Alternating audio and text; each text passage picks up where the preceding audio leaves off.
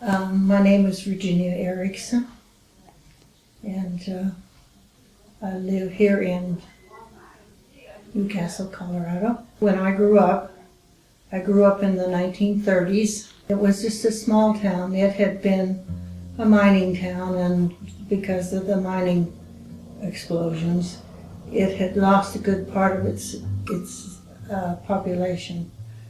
The miners who came to the area came from all over the world, actually. They came from England, they came from Wales, they came from Italy, Austria, wherever there had been mining in the world.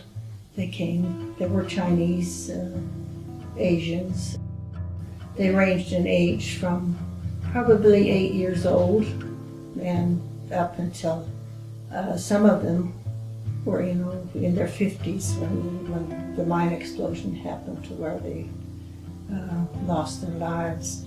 It was an explosion of methane gas, which happens with coal.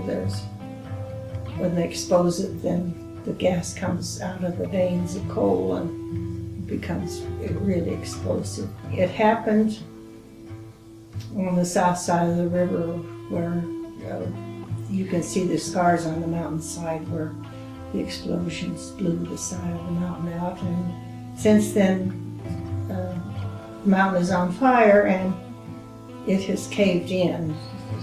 The first explosion took, I believe, 49 lives, and they ranged in age. The miners ranged in age from young kids, or 8, 10 years old, which they just used as gophers in the mine.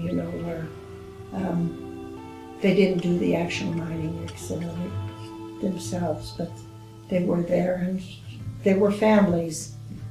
That's where they went to work, was at the mine.